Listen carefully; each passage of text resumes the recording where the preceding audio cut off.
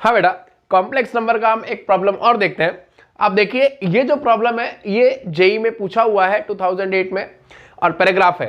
अब complex number का set के साथ और फंक्शन के साथ मैंने कई बार जेई एडवांस में क्वेश्चन देखा है। आप देखिए कि मैं यहां पे आपको 3 से 4 प्रॉब्लम ऐसे करवाऊंगा कि जिसमें कॉम्प्लेक्स नंबर और सेट का यूज हुआ है। मतलब जेई में मैंने कम से कम 4 से 5 बार ऐसा देखा है एडवांस में कि कॉम्प्लेक्स नंबर का और सेट का या कॉम्प्लेक्स नंबर का फंक्शन के साथ मिक्स होकर क्वेश्चन आया है। चलिए हम इसको आगे सॉल्व करते हैं। यहां पे ए दिया है, एक कॉम्प्लेक्स नंबर का सेट है और किस तरह से है कि उसका इमेजिनरी पार्ट जो है वो greater than equals to 1। B क्या दिया है, एक कॉम्प्लेक्स नंबर का सेट है जो इस कंडीशन को सेटिस्फाई करे। और सी दिया है कि एक कॉम्प्लेक्स नंबर का सेट है जिसमें 1 माइनस आई इंटू जेड का रियल पार्ट कितना है, √2। अब इसने बोला है कि A intersection B intersection C में कितने एलिमेंट्स होंगे। अब आप देखिए कि यहां पे जब भी सेट कॉम्प्लेक्स नंबर के इस तरह के प्रॉब्लम्स आते हैं हम मेनली ग्राफ की तरफ स्विच करते हैं। हम पहले इसका ग्राफ देखते हैं क्या आएगा। अब आप ध्यान दीजिए कि ये मैं पहले इसका बनाता हूं graph. Imaginary part of z greater than equals to 1। आप सोचिए कि अगर मैं लेता हूं z equals to x plus iota y, तो इमेजिनरी पार्ट क्या हो गया y, तो अल्टीमेटली क्या हो गया y greater than equals to 1। अब आप देखिए कि y इक्वल्स टू 1 ये हो गया, तो y greater than equals to 1 वाला पोर्शन ये हो गया, ये पूरा क्या हो गया, ये पोर्शन पूरा क्या हो गया, y greater than equals to 1। अब आप देखिए इसने आगे बोला है कि z minus 2 minus i equals to 3। अगर आप इसको ध्यान से देखें, अगर मैं x प्लस आई वाई रखता हूं तो एक्चुअल में ये सर्कल का इक्वेशन है। z minus z1 equals to r किसका इक्वेशन होता है, सर्कल का। ये आप ध्यान रखिएगा, z माइनस z1 का mod equals to r, this is the equation of circle. इसका सेंटर क्या होगा z1 और रेडियस क्या होगा r। अब इसका देखिए सेंटर क्या आएगा 2,1, तो 1 2 ये यहां कहीं आएगा और 2,1 क्योंकि ये लाइन पूरी क्या है y इक्वल्स टू 1। अब ये सर्कल अगर मैं बनाऊंगा, रेडियस कितनी है इसकी 3, तो ये सर्कल इस तरह से कुछ बनेगा। ठीक है, ये सर्कल बनाया मैंने। अब आप देखिए थोड़ा सा बाय कंस्ट्रक्शन आप ध्यान रखिएगा, ये डायमीटर है, मेरे पास जगह नहीं है इसलिए इस तरह से बनाया है, ये डायमीटर है। बाय कंस्ट्रक्शन आप याद रखिएगा, ठीक है। मेरी ड्राइंग वैसे बहुत अच्छी है, सारे स्टूडेंट जो मुझसे पढ़े हुए हैं वो जानते हैं, तो आप बाय कंस्ट्रक्शन सारी चीजें चलती है, तो आप भी इस बात का ध्यान रखिएगा कि ये डायमीटर है क्योंकि यहां पे सेंटर आ गया। ओके, अब इसके अलावा इसने थर्ड बोला है real part of 1 minus i into z equals to √2। अब आप देखिए कि 1 माइनस आई इंटू जेड, तो 1 माइनस आई जेड कितना लिया मैंने x प्लस आई वाई। इसका रियल पार्ट निकालने के लिए हम इसका मल्टीप्लाई करते हैं, तो क्या आएगा x, ओके। और अगर मैं इसका रियल पार्ट देखूं तो माइनस आई स्क्वायर, तो यह आएगा x प्लस वाई और कितना आ जाएगा प्लस i टाइम्स, अब ये देखिए i टाइम्स कितना आएगा y माइनस एक्स। अब इसका रियल पार्ट कितना हो गया x प्लस वाई, तो यहां पे रियल पार्ट कितना है √2, तो अल्टीमेटली क्या हो गया x plus y equals to √2। इसका रियल पार्ट, ये इसका रियल पार्ट है x प्लस वाई और ये कितना हो गया √2। अब आप यहां पे देखिए कि ये एक लाइन है x plus y equals to √2, okay. अब x plus y equals to √2, तो देखो ये 2 है और ये 1 है, तो इसका मतलब ये लाइन इस तरह से कुछ होगी, ये √2 यहां आएगा और ये 1 के ऊपर आएगा।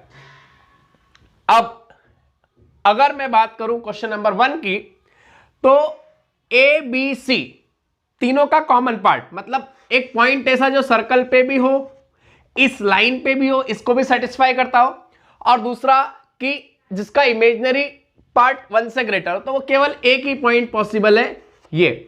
तो इस तरह से जो फर्स्ट वाले का आंसर आएगा वो आएगा 1, ऑप्शन बी, क्योंकि यहां केवल एक ही पॉइंट ऐसा पॉसिबल है जो इन तीनों का इंटरसेक्शन है, जो इन तीनों कंडीशंस को सेटिस्फाई कर रहा है। तो इसमें इसने पूछा है कि कितने ऐसे पॉइंट्स होंगे कितने ऐसे एलिमेंट्स होंगे जो A intersection B intersection C में आए, तो ऐसे एलिमेंट्स हो गया एक, केवल ये पॉइंट आएगा यहां पे। ओके, तो हम इस तरह से ग्राफिकली ये देख सकते हैं। तो option B is correct, option B है 1, एक ही पॉइंट आएगा। अब अपन सेकेंड ऑप्शन की तरफ चलते हैं। इसने बोला है कि z माइनस, अगले केस में इसने क्या बोला है कि z माइनस 5 माइनस आई का स्क्वायर। देखिए सेकेंड पार्ट में इसने क्या बोला है, z माइनस 5 माइनस आई का square plus z plus 1 minus I का स्क्वायर, इसकी रेंज पूछिए। अब आप एक तरह से देखो तो ये डिस्टेंस फॉर्मूले की तरह लग रहा है आप, क्योंकि देखो कॉम्प्लेक्स नंबर में कोऑर्डिनेट का भी यूज होता है। तो ये एक तरह से किसकी तरह लग रहा है, डिस्टेंस फॉर्मूला, कि z एक पॉइंट है और एक पॉइंट है 5,1, यहां पे z एक पॉइंट है और एक पॉइंट है 1,-1। अब अगर मैं देखूं कि 5,1 और ये बोल रहा है 1,-1, इस तरह से दो पॉइंट है और यहां पे एक्चुअल में इसने क्या निकाली है, दोनों के बीच की डिस्टेंस। अब आप देखिए कि अगर मैं इधर बात करता हूं, ये देखो इस डायग्राम में आप देखिए कि ये जो P है ये एक तरह से आपका क्या हो गया सॉरी Z हो गया, PZ हो गया। आप देखिए कि ये जो पॉइंट है ये डायमीटर के अपोजिट पॉइंट है। अब यहां पे डायमेट्रिक अपोजिट पॉइंट। अब आप इसमें खास बात देखिए कि इसमें y कोऑर्डिनेट 1 है और इसमें भी y कोऑर्डिनेट कितना है, मतलब अगर मैं इसको प्रॉपर्ली अरेंज करूं तो ये कैसा हो जाएगा, z माइनस 5 प्लस आई आ गया। इसको अरेंज करूं तो क्या आ जाएगा, z माइनस -1 प्लस आई, इस तरह से हो जाएगा।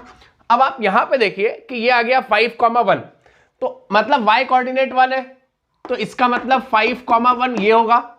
अब आप देखिए कि z माइनस Z1, मतलब ये भी एक डिस्टेंस फॉर्मूला है, तो x कोऑर्डिनेट -1 और y कोऑर्डिनेट 1, तो इसका मतलब आपका y कोऑर्डिनेट 1 है, मतलब पॉइंट इस लाइन पे ही आएगा। तो ये आ गया -1,1। अब अगर मैं z कहीं पे भी लूं तो एक तरह से आप देखिए कि पाइथागोरस बन रही है, pa² plus pb² equals to कितना आएगा, ab²। इसको मैंने बोला a, इसको बोला b, तो pa² प्लस pb²। ओके, तो ये क्या हो गया, हाइपोटेनियस का स्क्वायर, तो इक्वल्स टू कितना हो जाएगा, ab²। और ab² कितना आएगा, आप सीधे देख लीजिए, ये डिस्टेंस 5 और ये 1, तो 5 प्लस 1 कितना हो गया 6, तो ये कितना हो गया 6 का स्क्वायर, तो कितना हो गया ये 36। अब आप देखिए कि 36 कहां लाए करेगा, 36 लाए करेगा 35 से 39। Option C is correct. तो इस सेकंड वाले पार्ट के लिए कौन सा ऑप्शन करेक्ट है, सी, क्योंकि ये किससे किसके बीच में होगा, 36 लाइज बिटवीन 35 और 39। तो इस तरह से आप इसका सेकंड पार्ट देख सकते हैं। अब हम देखते हैं इसका थर्ड पार्ट, कि यहां पे एक z कॉम्प्लेक्स नंबर है और एक w कॉम्प्लेक्स नंबर है, तो w -2 माइनस आई लेस देन 3। अब देखिए w एक कॉम्प्लेक्स नंबर है, w है ना, w, ओके, ध्यान दीजिएगा। तो w एक कॉम्प्लेक्स नंबर है, किस तरह से है कि w -2 माइनस आई लेस देन 3। अब यहां पे एक तरह से देखा जाए तो ये एक सर्कल है और w -2 माइनस आई जो है वो अगर लेस देन 3 है, मतलब इस सर्कल के अंदर वाला पोर्शन। तो एक कॉम्प्लेक्स नंबर इसको सेटिस्फाई करता है और z जो है w इसको सेटिस्फाई करता है, जो दिया हुआ है कि w -2 माइनस आई लेस देन 3, और z जो है वो कहां पे है, a intersection b intersection c। तो a intersection b intersection c में यही है, तो आपका z तो ये फिक्स है, z फिक्स है क्योंकि उसने बोला है कि z आपको कहां से उठाना है, a intersection b intersection c से। w कहां से उठाना है, सर्कल के अंदर से। अब सर्कल के अंदर से उठाना है क्योंकि उसने यहां लिखा हुआ है कि z -2 माइनस आई लेस देन 3। अब अगर ऐसा है तो इसने पूछा है अपने से कि मॉड z किसकी वैल्यू पूछी है, mod z minus mod omega plus 3 की वैल्यू क्या होगी, ये पूछा है। आइए हम आगे चलते हैं। कि जो z है, z अभी भी कहां लाई कर रहा है, a intersection b intersection c में। मतलब फिक्स है कि z तो यहीं पे ही है, क्योंकि a intersection b intersection c यही है जो पॉइंट सर्कल पे भी हो, लाइन पे भी हो और इसका imaginary part greater than equals to 1 भी हो, तो पॉइंट फिक्स है, z फिक्स हो गया।